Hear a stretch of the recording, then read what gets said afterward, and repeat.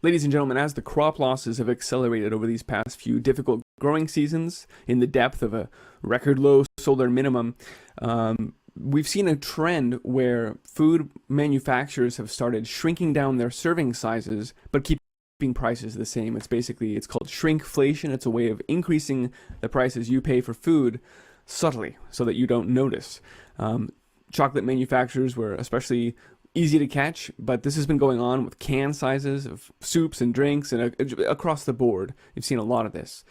All caution now, though, has been thrown into the wind. The FDA isn't even pretending to keep their honesty at this point. The integrity of our food system is being thrown to the wolves as the food shortages are beginning, and so they must mask this at all costs.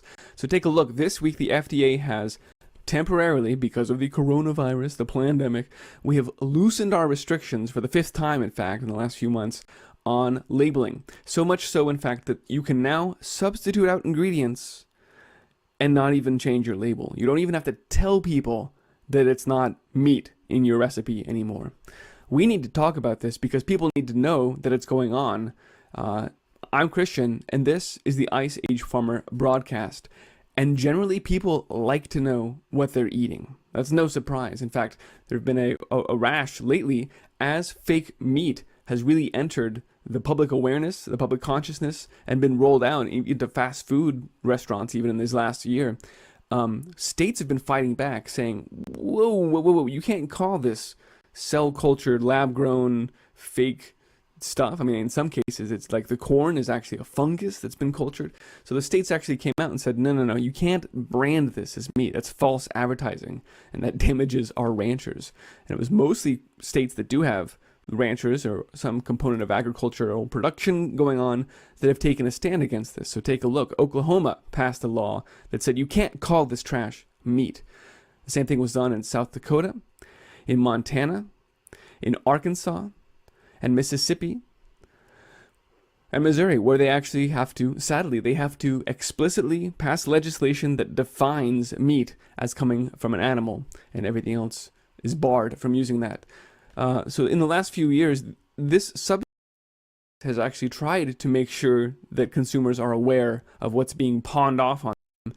But no, we can't do that anymore. The FDA, now that we've got the pandemic, obviously we have to hide what's going on from consumers. This gives all caution thrown into the wind as we've mentioned before, the country of origin labeling, or COOL requirements, where you have to tell people where their meat comes from. That's already been lifted, and so you can go to the store right now and buy beef that says it's USDA beef, but that beef could be coming from Namibia or from Brazil, and you would never know because they've eliminated the requirement to label it.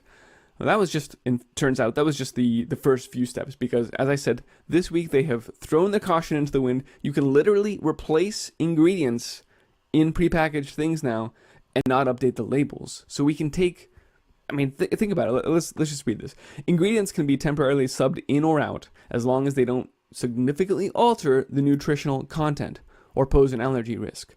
So if you need to swap out your protein source, if you can't get the beef, well, now we can put in some crickets. You don't believe me? Let's look more deeply. The FDA's new guidance allows food manufacturers and vending machine operators to amend ingredients without updating the labels, as long as the food being substitute doesn't contain gluten or sulfites or food allergens. So as long as it is clean meat, which they call their own fake meat, as long as this isn't going to cause adverse health effects, you can just swap out the ingredients without telling people.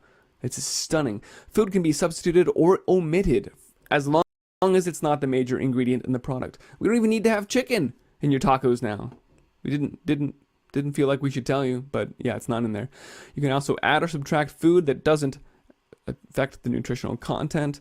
Raisins can't be subbed out for a product like raisin bread because that's a characteristic. It's called raisin bread, so you still have to have the raisins.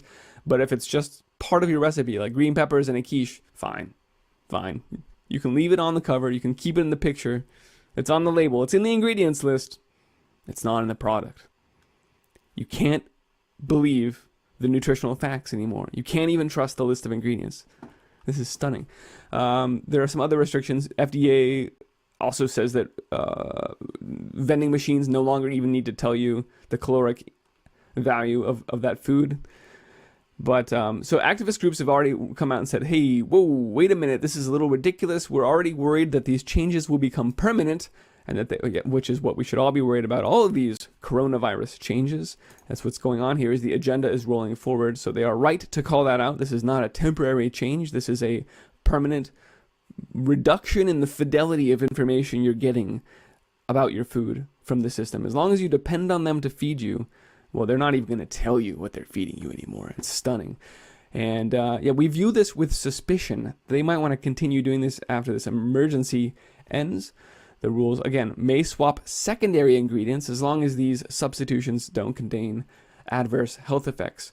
So now that the USDA has declared that fake meat is good for you, then they have full license to make that swap. And we know that these meat companies have for years, in advance of this pandemic, been working on plans to do exactly that, including Tyson, who's already produced a half beef burger that is then mixed with pea protein, so you can't even tell that you're not getting a hamburger. You're getting half and half, peas and beef. And under the new, as of this week, they don't even have to tell you anymore. You can go to Wendy's, where they ran out of beef a couple weeks ago and stopped serving burgers at their burger place. Well, now you could get a pea burger, and they don't even have to tell you because it's safe, and the nutritional content is roughly the same. It's the same amount of protein. Why should we even tell you? It's like they said, you should be expecting flexibility in the kind of protein that you consume. But maybe this is not chicken, maybe it's not beef. It doesn't even matter at this point, and we're not even going to tell you. So yes, Tyson is going to be able to deliver this half pea, half beef burger that they've been working on, that they've been promising. And they won't even need to, it's not even a new product, it's just the substitute. And then also this week, a new task force was created, defined upcycled food. Ladies and gentlemen, please take a look. Upcycled Food Association, new task force, defined as ingredients that otherwise would not have gone to human consumption. But now we are procuring them and producing using verifiable supply chains. We'll track it with the blockchain. We'll be completely safe, they claim. But point is, this was stuff that we weren't eating before, but now they're going to shove down our throats because of the virus, because of the food supply and how it's not stable anymore. And we're also going to eliminate the labeling requirements. You can see that this is actually a concerted effort with lots of changes happening around the food that's being fed to most people in an unthinking manner. This falls directly in line with the UN IPCC land use report that I've talked a lot about and did a new report on yesterday, and with the EU's, the European Commission's new Farm to Fork program, which was just pulled out. That was my last video report on that yesterday. I'll put a link below. Please check it out because it describes a top-level view of the agenda, of the template that is being rolled out across the world. And even if you don't think that the US Congress will pass that kind of a thing, you can see that the corporatocracy, the corporate dictatorship, is pushing it into your mouth anyway, literally force-feeding it to you. The EU is also changing their guidelines right now. This is just about a month ago, saying that, now insect proteins are fair game. You can put that on your plate now. You can serve that up to consumers. We may not even need to label it now because it's got the same protein content. And ladies and gentlemen, they are just barreling full steam ahead towards this lab-grown meat and towards this cockroach milk, towards the completely artificial Soylent Green and any other combination of nasty, disgusting things that they want to feed to you. This synthetic fake food that will keep you, in the words of Bertrand Russell, diet, injections, and injunctions will be used to control the people so that they can't even have the psychological capacity of thinking about revolting. And that's what they're doing. They are creating, through controlled, nasty diet that they don't even have to tell you about anymore, and certainly through their injections that they're trying to push out right now as well.